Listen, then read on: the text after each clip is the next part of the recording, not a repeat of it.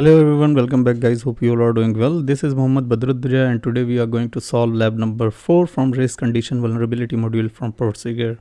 Very sorry for a delay, and if you did not subscribe the channel, please subscribe the channel, and if you like the content, please like and share.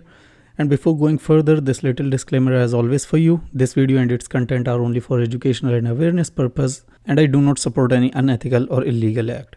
That being said, let's go and we see what this lab is all about. So this time we are going to engage with a single point, and we are going to find out the race condition within the single endpoint. In the previous lab, we deal with the multiple endpoints, but this time within a single endpoint, we need to see and find out where and in which condition this race window arises, right?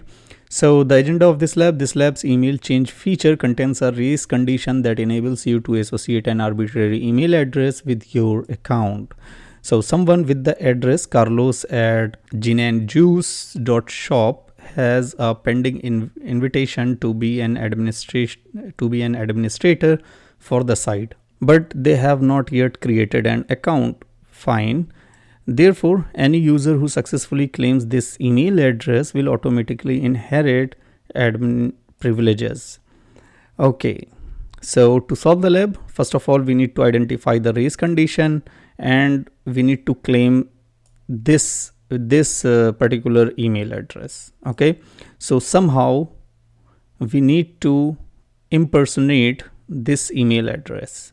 Okay, and then we will be able to get the administrative functionality, or we will be able to get the administrative privileges. Okay, because this email is pending for the administrator of the site. So after getting the admin panel functionality, we can access the admin panel, and to solve the lab we need to delete the Carlos account. Now we have a valid credential, username is Wiener and the password is Peter. And we also have one email client inbuilt with this lab, so that we do not need to send that email to any other out of band email service, right? And this is going to be your format of the email. So let's go. I'm going to log in first. Okay, so the username is Wiener and the password is Peter. Okay, don't save. We logged in successfully. Now I'm going to enable the burp proxy in my browser, and I'm going to change the email. So right now this is our email. Let's try to change it with sec1 at and this is our exploit server domain. Okay, so this is going to be our email, and just update the email. So once we update the email, the server is going to send us a confirmation email. So if I go to email client, here you can see we have a confirmation email, and this is the body. So to confirm your email, change to sec1 at whatever is that exploit server, we need to click this link. So once we click this link, your email has successfully been updated. If I come here, make sure you see here, and if I refresh or click again to my account, you can see now our email gets changed. Fantastic. Okay, now what if I try to change our email at the rate exploit this update change. Simultaneously I'm going to change my email, let's say 3 at, and paste this and send update email again. So I tried to update 2 times email, but I did not confirm in the first time. So if I come back to the email client here, and you can see there are 2 confirmation emails. This is the first one and this is the last one. Okay, so if I try to click this link to confirm, which confirms the sec2 at exploit or whatever .net, you can see this link is invalid.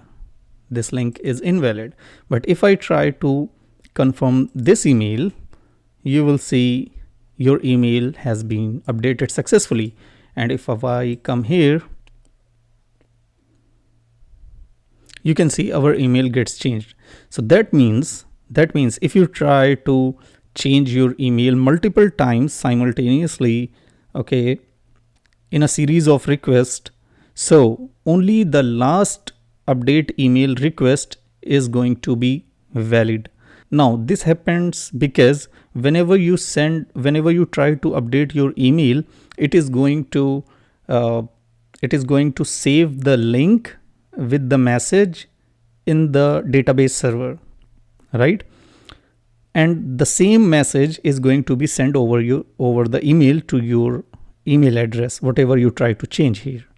But if you try more times to change that email, and whenever you try to update that email, it is again and again going to update the entry in the database server, and every time with a new email it is going to update this body. So this link, the previous link, is going to be invalid. Fine. Okay, so this is what we can have a hypothesis about this, because we do not have the clear picture, but the behavior is telling us something like this.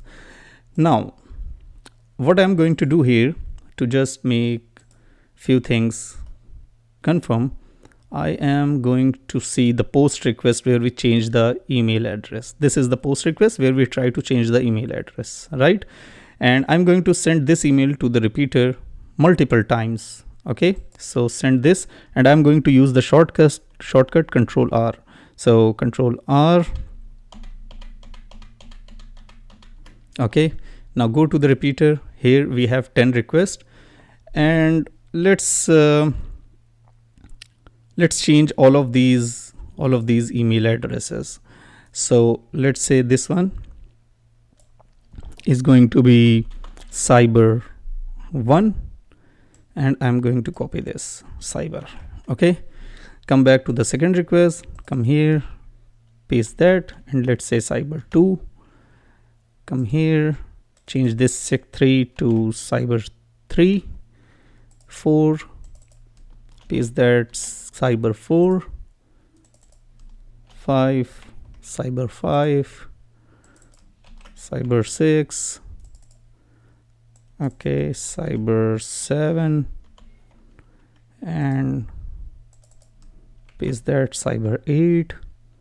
9, paste there cyber9, and in the 10th request I'm going to paste it, and let's say cyber10. And what I'm going to do, I'm going to create a group, and let's say change email is the name, and I'm going to add all of these requests within this. Okay, so we created a group and we put all these steps within this group. Now let's try to send this request in a sequence with the separate connection. So I just want to be sure that what we studied earlier manually trying to change the email address, so what we study is actually correct or not, that every time whenever we try to update the email multiple times, so the previous link is going to be invalidated by the new one. Means the new one will be valid and the previous one will be invalid. So send all of these requests within a sequence in a separate connection. Send this. Now here we get response, all the response we have here. Let's see, this one we did not get up to now. Okay, now we get every response. Fine. Back to the email client, and as you can see here, because we send the request in a sequence, so you can see cyber1, cyber2, cyber3, it's sent in a sequence and in a separate connection. So if we try to confirm this email, okay, it is going to say this is invalid.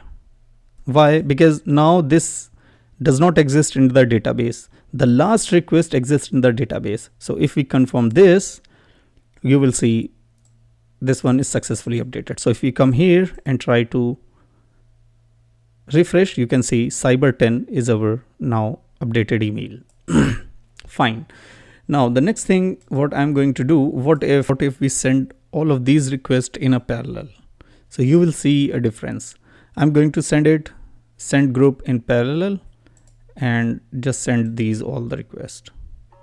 Fine.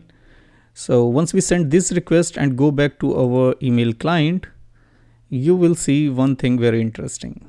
And here, as you can see, last time once we send all of these requests in a sequence as a separate connection, we find all of these emails as sequence, like cyber 1 was the first request, cyber 2 was the second request, cyber 3 was the third request, because it is going one by one and database is updating the entries one by one and sending the email one by one. But here, once we send all of these requests in parallel, so what it does, whatever it gets first, it is going to process that, right? So that means there is a race window between once it's sending the email and once it's receiving or getting the data from the database for the information that it's going to put in the email, right? So this race window we need to exploit. So what I'm going to do here, I'm going to actually,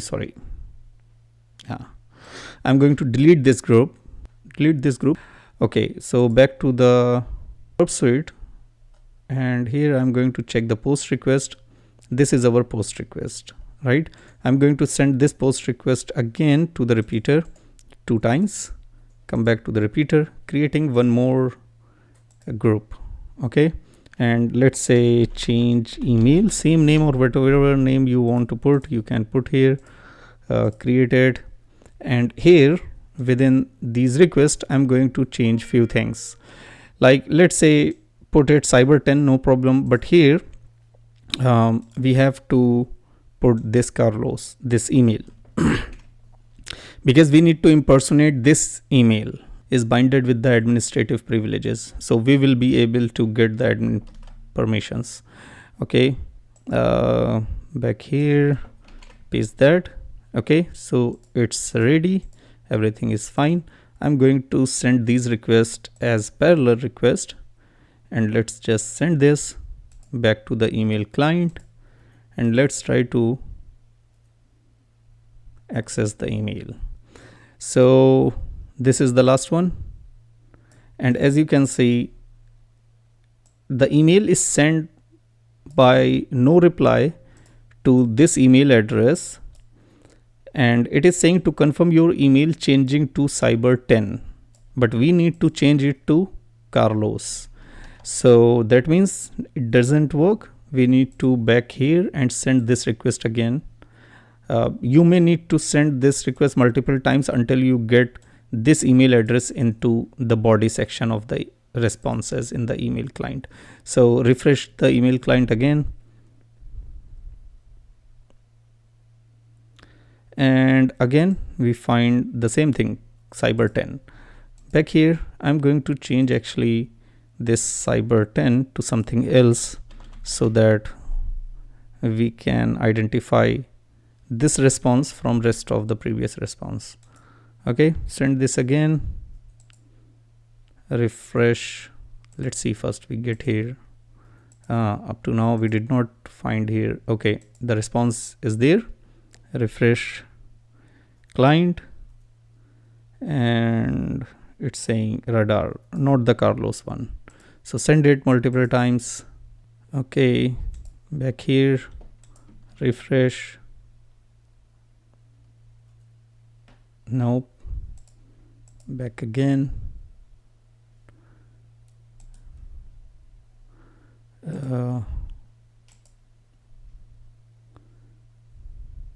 Okay, and this time you can see we got the Carlos email address into the body section, but here you can see it is sending the email address to the radar one, but in the body it's saying that you can confirm your email, which is this, by clicking this link. So just click on this and our email has been successfully changed. Now you can see there is no admin panel, and just refresh this page or click on my account. You can see admin panel is visible here because now our email is this, and this email contains the administrative privileges so that we will be able to access the admin panel. Click on the admin panel and just delete the Carlos account to solve the lab.